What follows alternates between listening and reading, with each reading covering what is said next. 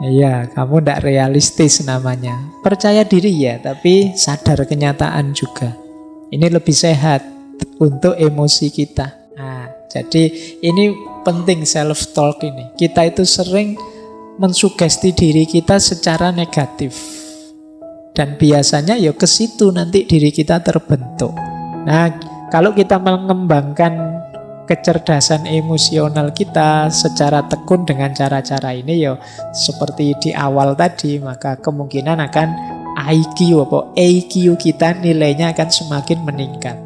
Kalau engkau tidak menguasai emosimu, tidak sadar tentang dirimu, tidak mampu menata tekanan emosimu, tidak memiliki empati, tidak memiliki hubungan yang baik, maka sepintar apapun dirimu, engkau tidak akan dapat melangkah jauh. Jadi ya engkau akan jago kandang saja, hebat tapi untuk dirimu saja, pinter tapi untuk dirimu saja. Kamu tidak akan bisa sukses kemana-mana. Mengaji hening bersama Dr. Fahrudin Faiz. Mari kita simak. Ini 4 kemampuan. Inilah nanti yang disebut kecerdasan emosional. Ini kalau digambar ya model tabelnya begitu. Saya tidak tahu nanti yang hanya mendengarkan rekaman suaranya tidak ada gambarnya. Semoga bisa membayangkan ya kotak-kotaknya itu. Jadi emotional intelligence itu unsurnya 4 tadi ya. Kesadaran diri dan pengaturan diri dan kesadaran sosial serta pengaturan relasi dengan orang lain. Jadi 2 yang pertama itu namanya personal competence, kemampuan personal. 2 yang terakhir namanya social competence, kemampuan sosial. Ini kayak kuliah beneran ya kalau kayak gini slide-nya. Dianggap kuliah saja. Jadi kesadaran kita sadar emosi kita dan mampu mengelolanya. Kita sadar sebagai makhluk sosial dan mampu mengelolanya. Sebenarnya kuncinya itu. Yang disebut kompetensi personal dan kompetensi sosial. Yang sadar itu namanya what I see, apa yang harus aku lihat, apa yang harus aku penuhi. Kalau yang pengaturan itu what I do, apa yang harus aku lakukan. Jadi yang disadari dan yang dilakukan, baik sehubungan dengan diri kita sebagai pribadi maupun diri kita sebagai makhluk sosial. Sederhananya itu sebenarnya kecerdasan emosi itu. Nah, sekarang kita gali satu demi satu.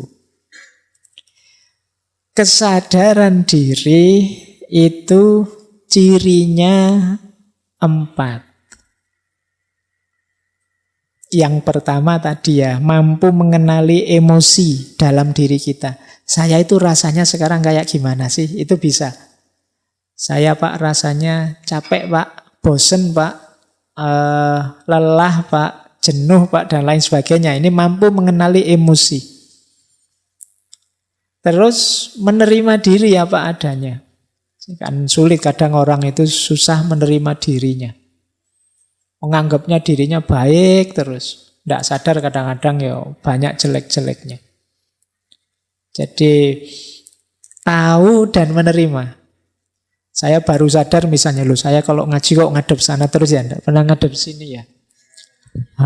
Jangan-jangan ada yang tidak beres ini di emosinya. Misalnya, ada dorongan-dorongan tidak sadar ngadep sana misalnya. Nah ini diterima dulu, iya ya.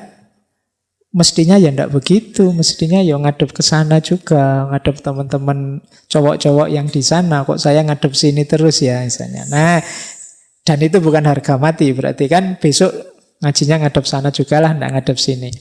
Tapi diterima dulu. Kalau orang denial, menyangkal, oh enggak kebetulan saja ngadep sini. Nah, biasanya juga enggak begitu. Misalnya menyangkal. Kalau menyangkal enggak ada perbaikan. Terimalah bahwa kita itu memang bisa keliru, bisa salah, bisa tidak pas. Emosi kita bisa meleset. Untuk selanjutnya diperbaiki. Termasuk self-awareness itu percaya diri. Nah, cuma percaya diri sesuai kenyataan diri kita. Hari ini kan banyak orang itu memotivasi kita. Pokoknya kamu bisa deh, kamu bisa deh. Ya, tapi harus sadar kenyataan juga. Misalnya, wah saya pengen 2024 tak nyalon presiden ya. Wah terus bisa pak. Ya. Iya, kamu tidak realistis namanya. Percaya diri ya, tapi sadar kenyataan juga. Ini lebih sehat untuk emosi kita. Kemudian yang terakhir, mampu menertawakan diri. Ini menarik. Menertawakan diri itu berarti apa? Aku menerima bahwa aku ini banyak kekurangan juga. Ada salah, ada khilafnya juga. Meskipun aku ya tidak putus asa. Jadi ini kan terus menertawakan diri. Bodoh banget yo aku ini. Gitu. Saya sering kalau mahasiswa itu di kelas diperintah apa ndak bisa itu malah ketawa. Harusnya kan sedih, dia malah ketawa. Ndak bisa ya Pak, ndak mampu ya Pak. Kan sering begitu. Jadi kamu sudah baca belum? Belum baca ya Pak. Terus ketawa. Jadi ndak apa-apa loh. Anggap saja itu menertawakan dirimu. Kadang-kadang kan aku heran, loh kamu ketawa, yang diketawain siapa?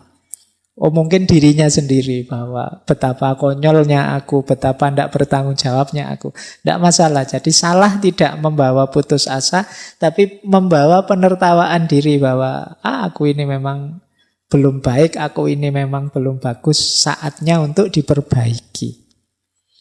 Nah ini ciri-ciri orang sadar diri. Nah, strateginya apa untuk membangun kesadaran diri? Yang pertama, ayo merenungi nilai-nilai hidup. Kesadaran diri itu selalu gandeng, selalu bersama dengan nilai-nilai hidup. Orang bisa memvalue dirinya itu kan dasarnya nilai yang dia pegangi.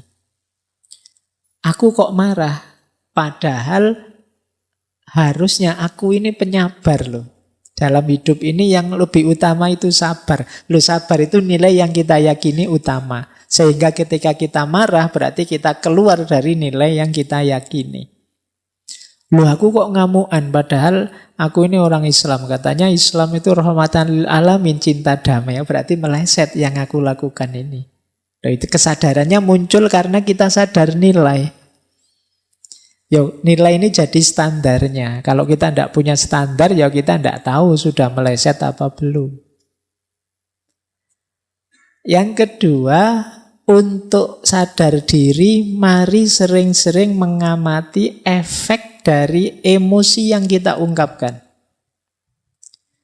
Saya marah-marah tadi loh, kira-kira ada baiknya enggak sih?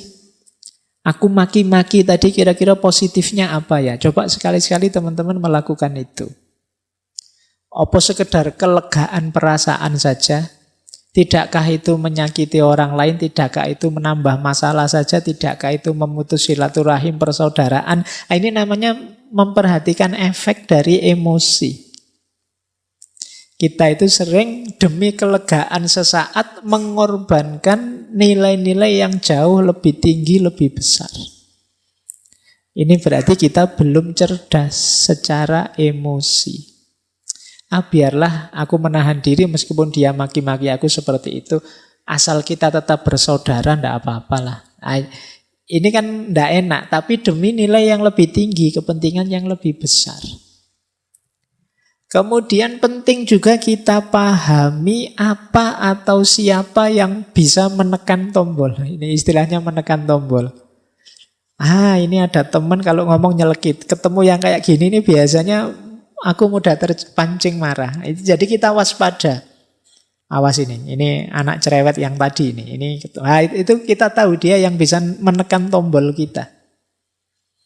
Atau bukan orang, tapi peristiwa. Atau apapun itu. Jadi kita terus waspada, ngerti. Ini yang bisa mancing aku jadi meleset ini. Ini yang bisa mengarahkanku jadi kacau ini. Kemudian cari feedback yang bagus.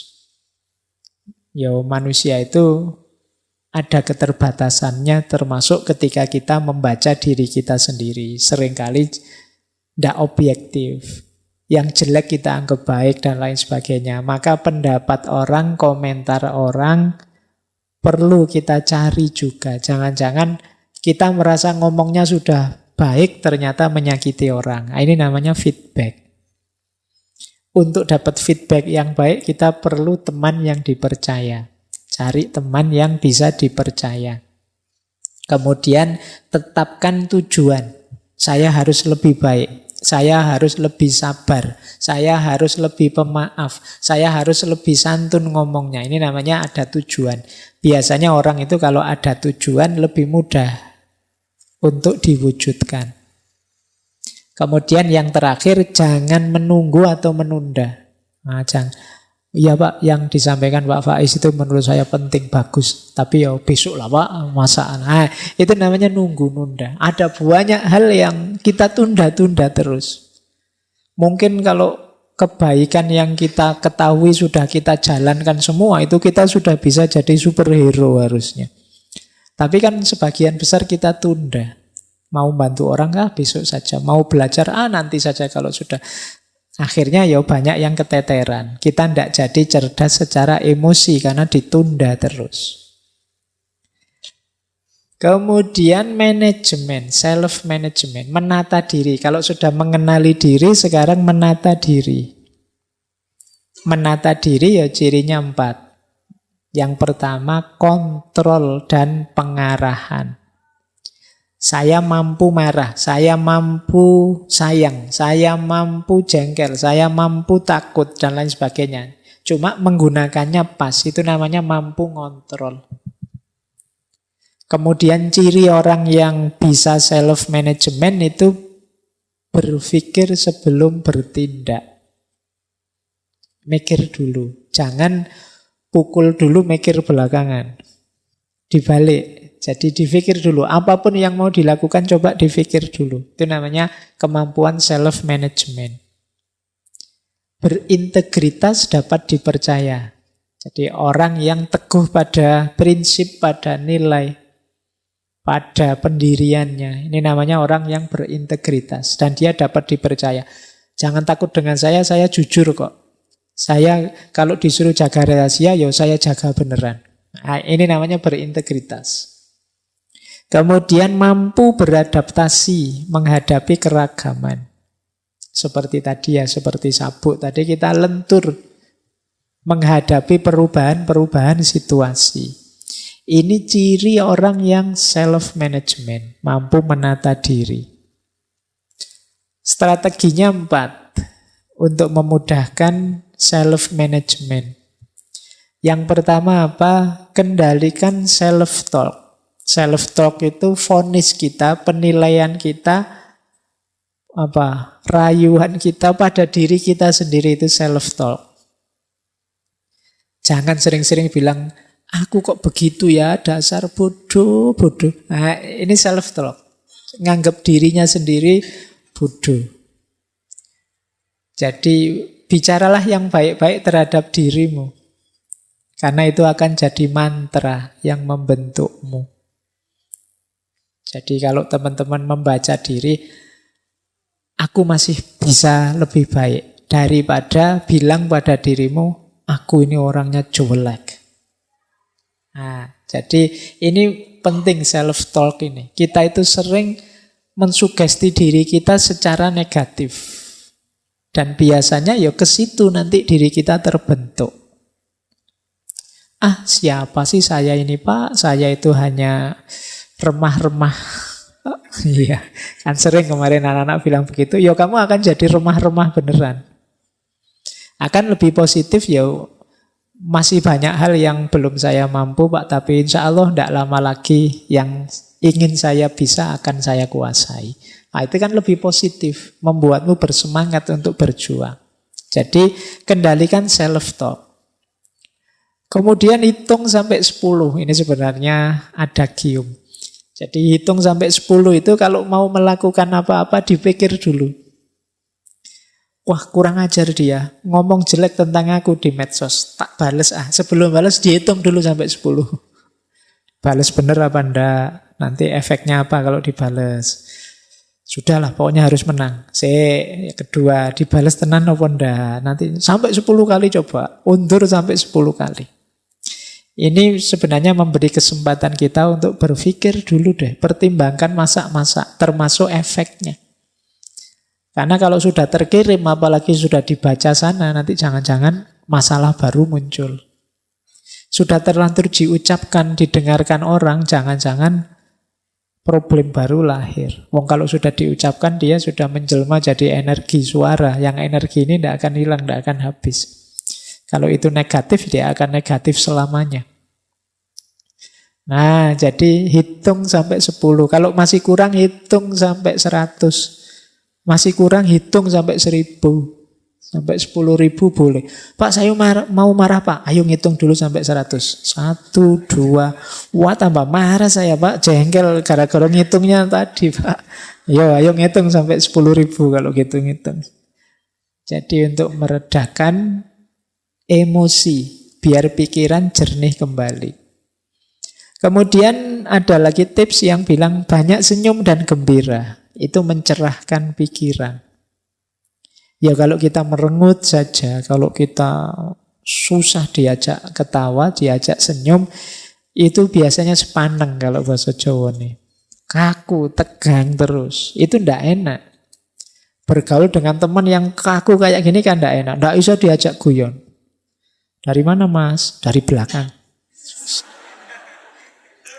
Kan sulit, ndak enak. Mau kemana? Mau ke depan. Tidak bisa diajak guyon. Baik, ya hidup ya sekali-sekali ada sendaguronya. Butuh dalam rangka apa? Biar pikiran jernih. Kok jalan kaki saja, Mas? Emangnya mau ngerangkak apa? Marah terus ikutannya. Oke, baik ya. Jadi banyak senyum, biar segar. Ini sebenarnya analogi dari optimis lah. Segala sesuatu itu tergantung caramu menanggapi kok.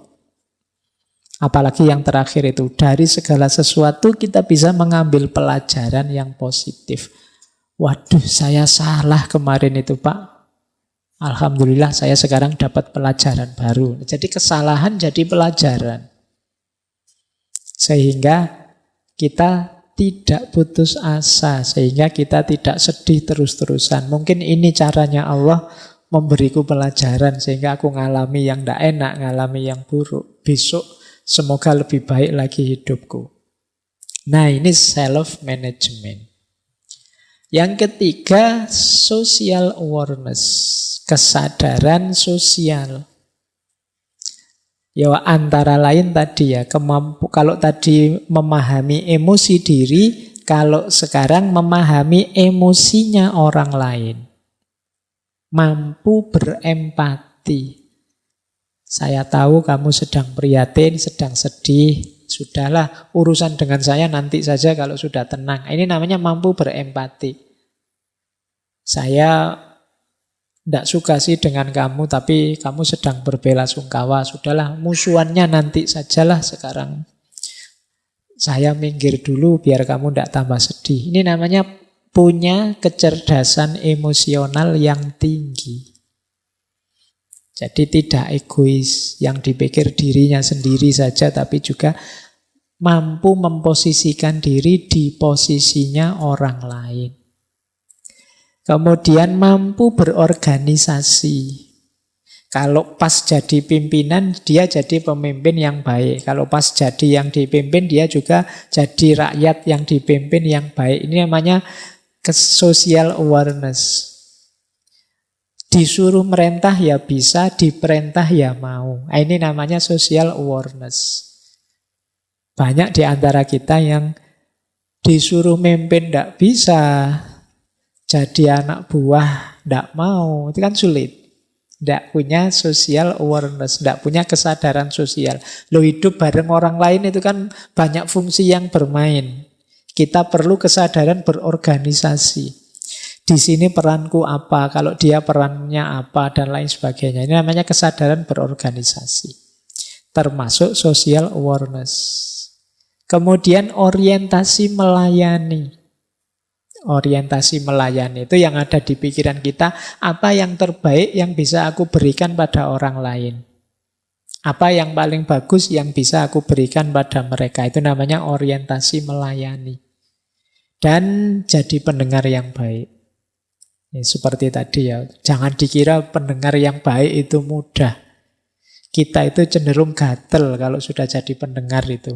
Kesusu ingin menasehati lah, ingin segera memberi advice lah, ingin mengeluarkan teori-teori lah. Kita itu sering tidak betah kalau jadi pendengar.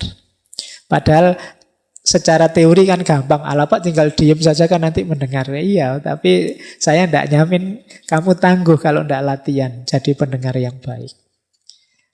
Nah, strateginya apa untuk kesadaran sosial ini?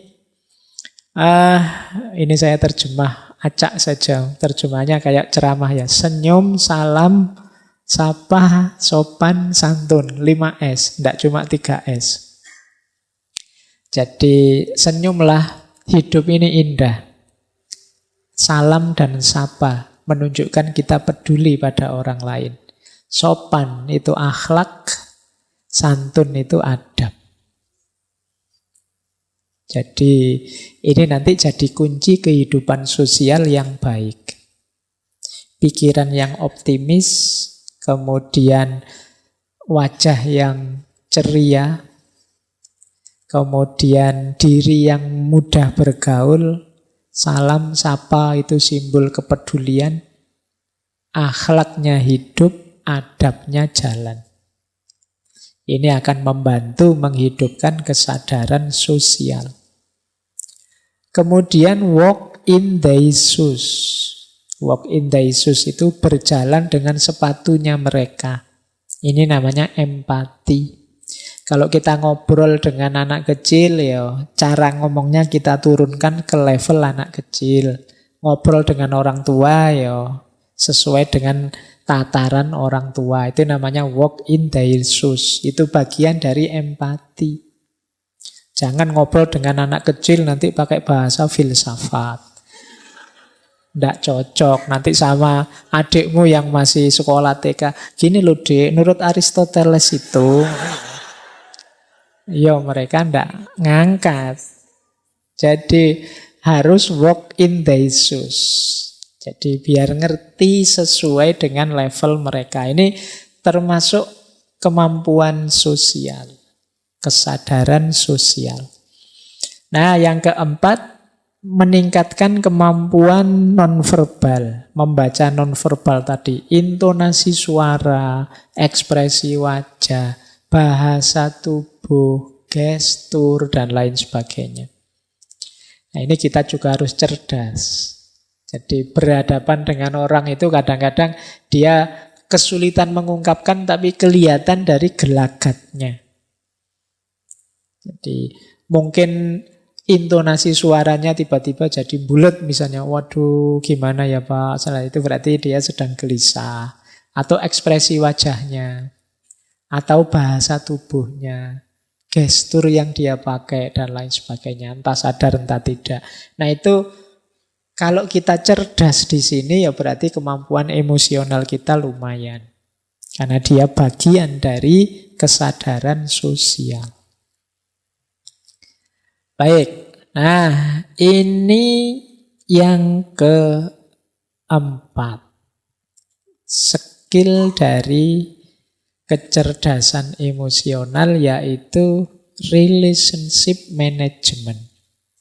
Jadi mampu mengatur, memanage hubungan dengan siapa saja. Tidak hanya harus dengan istri atau dengan anak atau dengan pacar. Dengan siapa saja. Cirinya 4. Yang pertama mampu menjalin hubungan. Banyak orang yang sulit menjalin hubungan. Banyak orang yang mau kenalan saja bulet sampai semester 3 baru kenalan. Itu berarti dia sulit menjalin hubungan. Dilirik-lirik terus nggak berani nyopo, nggak berani, itu berarti sulit menjalin hubungan. Sementara temennya yang lain itu hari pertama sudah kenal nama-nama temennya sak kelas. Itu berarti dia punya kemampuan relationship management yang bagus. Ada orang yang sulit, ada orang yang mudah. Tapi seperti saya bilang tadi, ini bukan harga mati. Jadi setiap orang bisa kok kalau memang ingin. Pak, saya ingin jadi orang yang ramah, apa bisa ya Pak? Bisa. Saya ingin jadi orang yang mudah dikenal, mudah dekat dengan orang lain, bisa. Nah, yang kedua, mampu menemukan dasar yang sama dan membangun kebersamaan. Jadi biasanya orang itu suka melihat aku dan kamu bedanya apa. Tapi orang yang punya kemampuan relationship management itu justru lebih melihat samanya apa. Wah, kita sama-sama senang ngaji filsafat nih. Meskipun nanti mungkin di medsos gegeran lagi.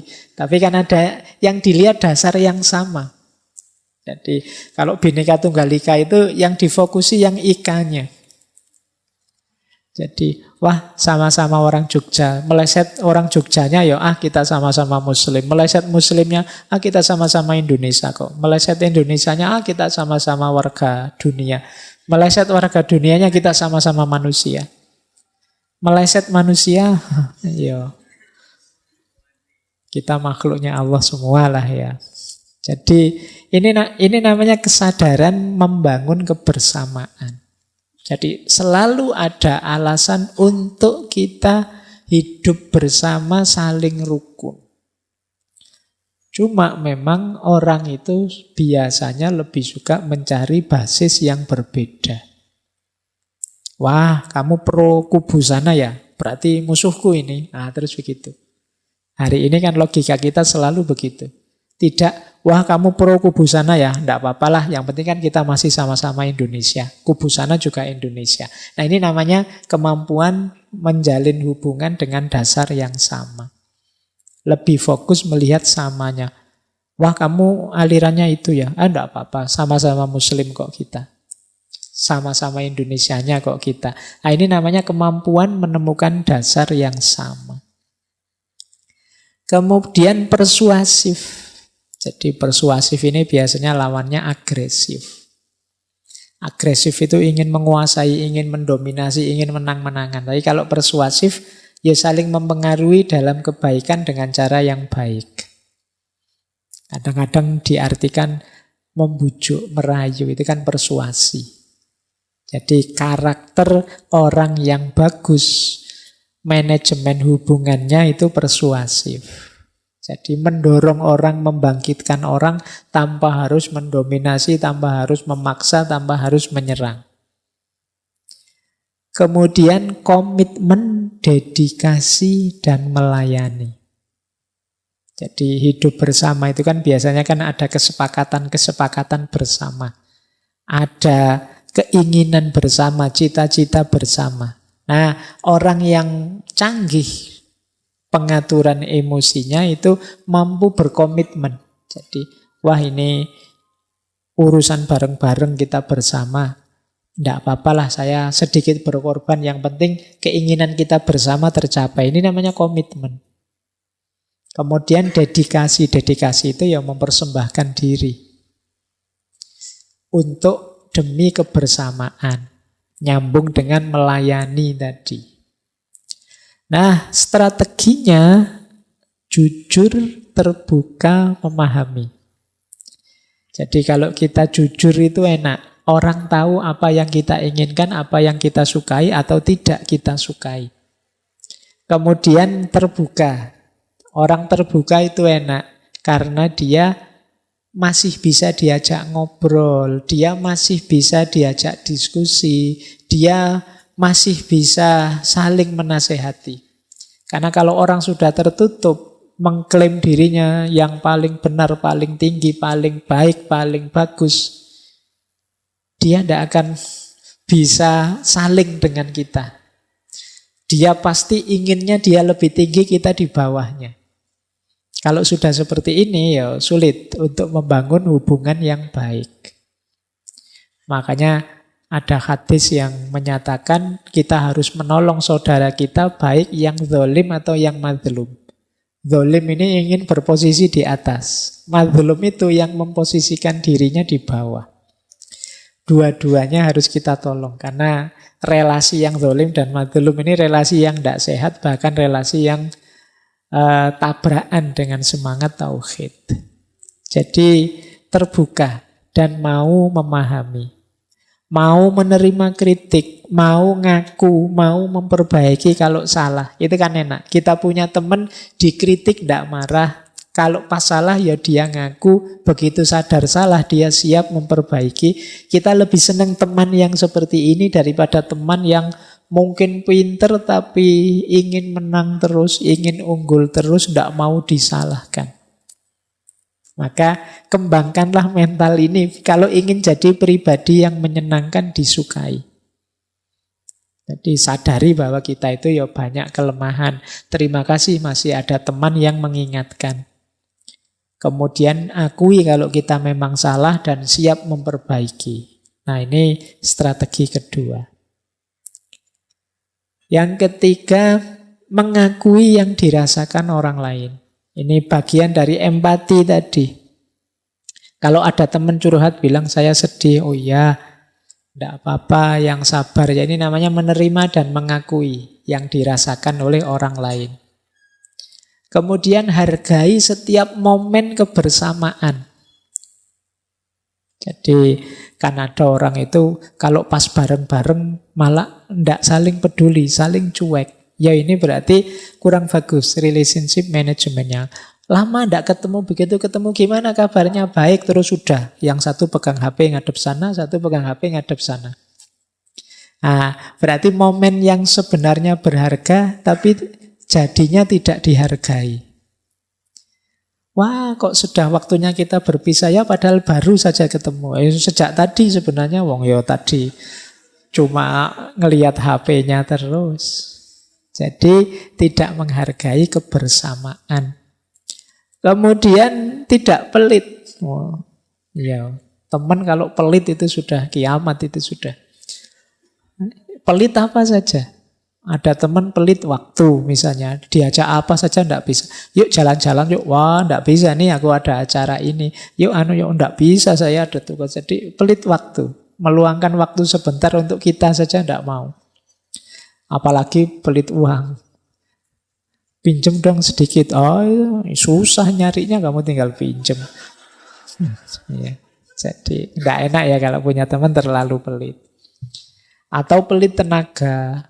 Suruh bantu-bantu enggak mau. Urusan-urusanmu sendiri kok aku yang capek misalnya. Enggak. Kalau ingin jadi pribadi yang menarik, yang cerdas secara emosi, ya mari latihan untuk tidak pelit. Ini sebenarnya pelajaran dari kurban. Ini besok kan kita mau berkorban. Dunia ini masih tetap tertib, aman, enak, nyaman karena banyak orang yang masih mau berkorban. Kalau semua orang egois, tidak mau berkorban, dunia ini mesti kiamat. Kalau orang tua egois, tidak mau kalah sama anaknya. Dia ingin enak sendiri, anak urusan nanti, itu keteteran mesti dalam keluarga. Anak juga begitu, tidak peduli orang tua, mesti kacau. Harus ada yang punya jiwa, punya semangat berkorban. Dosen misalnya, ya mungkin mengorbankan waktu, mengorbankan tenaga, mengorbankan biaya untuk mahasiswanya, wajar. Kalau dosen, aku enggak mau capek-capek untuk kamu, atau enggak mau ya sulit punya mahasiswa yang berkualitas. Jadi di antara rahasia relationship management itu ya kesediaan untuk saling berkorban, tidak pelit. Baik. Nah, kalau ini tips umumnya. Kalau tadi kan 4 yang harus kita lakukan untuk mengembangkan kecerdasan emosi kita. Pertama, yuk kita terus-menerus membaca diri kita tanpa henti. Kenapa kok tambah henti? Karena kita itu bukan barang mati. Jadi mungkin kita berubah seiring pengalaman yang kita peroleh. Baik pengalaman baik atau pengalaman buruk. Maka harus ada waktu yang kita sempatkan untuk muhasabah, mengenali diri kita sendiri. Dan itu kontinu, rutin, terus-menerus. Kemudian kita pahami apa sih tujuan hidup kita ini. Ini akan membuat kita lebih semangat menjalaninya.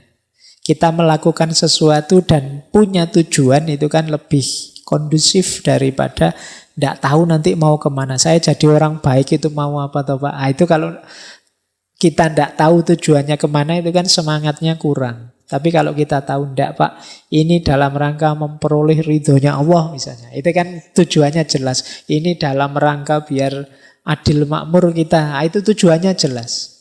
Jadi mari memperjelas tujuan.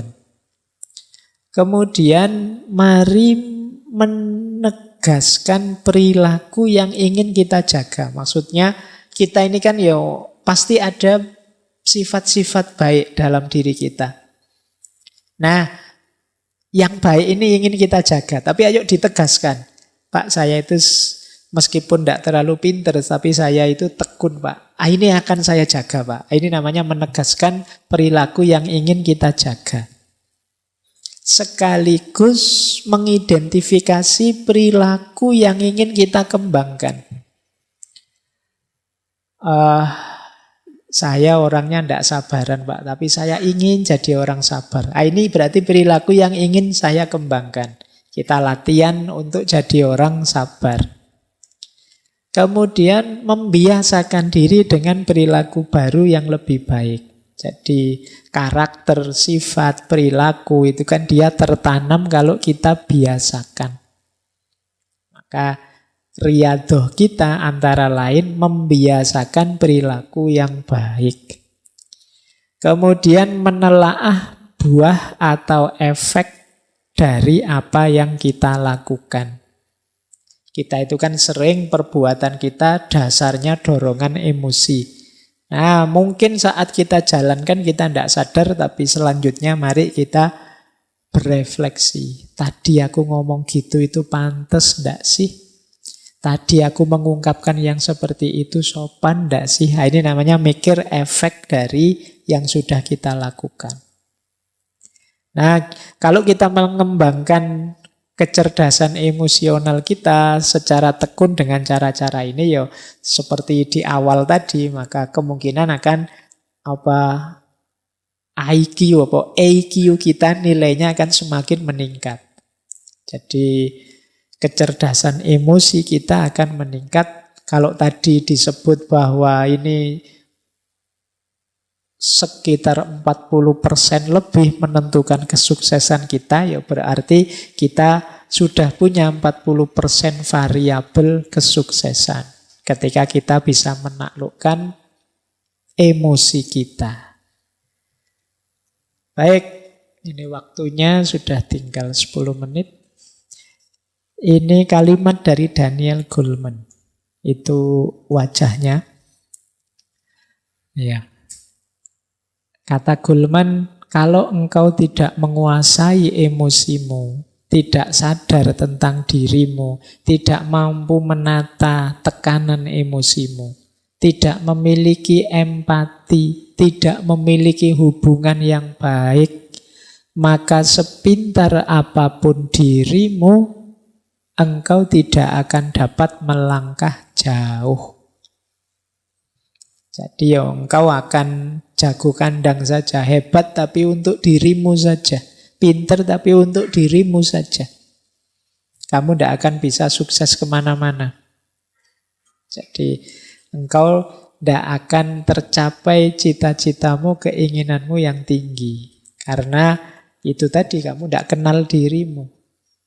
Apalagi yang berhubungan dengan orang lain. Nah, ini quotes dari Daniel Goleman. Kemudian ada dari Aristoteles. Kata Aristoteles, siapapun bisa marah. Mudah marah itu. Kalian kan tidak pernah kursus caranya marah yang baik, itu kan tidak ada. Otomatis orang itu bisa marah. Tapi kata Aristoteles, marah kepada orang yang tepat, dengan kadar yang tepat, di waktu yang tepat, untuk tujuan yang tepat, dengan cara yang tepat, tidak dimiliki semua orang. Karena itu tidak mudah. Atau jangan-jangan tidak ada. Sulit loh marah kepada orang yang tepat saja. Ini kita juga mungkin milih-milih. Kadang apa seharusnya kita marah. Kadang-kadang saatnya kita memaklumi kita marah. Saatnya kita menasehati kita marah. Saatnya kita nuntun kita marahi. Ada orang sesat dimarahi. Padahal kalau orang sesat itu kan ya dituntun biar benar, malah dimarahi. Itu kayak orang jalan-jalan, Pak, mau ke Jogja. Loh, sampean kok malah ke arah Jakarta, dasar kurang ngajar. Kan tidak begitu. Ya ditunjukkan arah yang benar kalau memang sesat. Nah, marah pada orang yang tepat. Apalagi dengan kadar yang tepat. Kadang-kadang kita kan sering over. Marah itu kan kadang salahnya kecil, marahnya besar. Kan sulit kan kita marah kecil. Saya pingin marah Pak, tapi kecil saja kan nggak bisa. Marah itu selalu heboh, mesti besar. Padahal salahnya kecil. Kemudian di waktu yang tepat. Ini juga perlu pembacaan detail. Untuk tujuan yang tepat. Biasanya kalau marah kan kita tidak mikir tujuan. Apa setelah marah terus urusan selesai? Apa setelah marah terus yang kacau jadi beres? Dan lain sebagainya. Maka pastikan kalau marah tujuannya tepat, caranya juga tepat. Karena ini memang sesuatu yang tidak mudah. Nah, pada akhirnya kita tutup dengan kalimat dari Benjamin Franklin. Apapun yang dimulai dengan kemarahan akan berakhir dalam rasa malu. Jadi orang marah pikirannya tidak jernih. Maka tadi ya kecerdasan emosi itu mix antara emosi dengan pikiran, dengan akal yang jalan. Marah itu menandakan emosinya tidak terkontrol. Biasanya malu. Kalau tidak percaya, kalau sedang marah, teman-teman kan sekarang sadar ponsel itu kan, kalau ada yang marah coba di video. Ya, terus ditonton.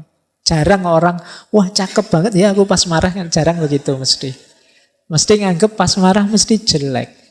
Kan banyak ya sekarang kamera-kamera candid itu pas orang lagi marah-marah, lagi nendang-nendang lagi itu. Itu kan kita nonton saja kan rasanya jelek. Jadi mesti pelakunya juga ketika nonton video itu mesti malu. Jadi kemarahan itu, segala yang dimulai dengan kemarahan akan berakhir dengan rasa malu. Kita marah sampai segitunya dengan teman kita, mungkin besok bisa rukun lagi. Tapi ketika mengenang kemarahan kita bersama teman kita tadi, biasanya kita malu. Iya ya, sekarang kita rukun, dulu saya sampai kayak gitu marahnya. Kamu sih misalnya. Tapi kan kita malu. Kita lepas kontrol sampai marah. Maka emotional quotient, kecerdasan emosi ini penting. Untuk kita hidup sukses, hidup nyaman. Bahkan ada yang bilang sampai 80%. Ada yang nulis sampai 85%. Unsur kesuksesan kita terletak pada kecerdasan emosi ini. Kalau menggunakan bahasa agama, ya kecerdasan emosi ini mungkin berhubungan dengan muhasabah dan muraqabah. Muhasabah itu kemampuan kita menyadari diri, membaca diri, menata diri. Kalau muraqabah itu apapun yang kita lakukan, jangan lupa kita selalu diawasi oleh Allah. Jadi jangan sembarangan. Jadi laksanakan segalanya sesuai dosis dan porsinya. Karena Allah selalu melihat, jangan sampai kita malu di hadapan Allah. Nah, ini kesadaran muraqabah namanya. Jadi kalau kita ada di tataran muhasabah dan muraqabah ini, insya Allah kecerdasan emosi kita akan terjamin. Perilaku kita lahir dan batin lebih tertata. Terima kasih sudah menyimak. Semoga channel Mengaji Hening bersama Dr. Fahrudin Faiz selalu bisa memberikan ilmu, motivasi, dan kebermanfaatan. Salam sehat dan bahagia.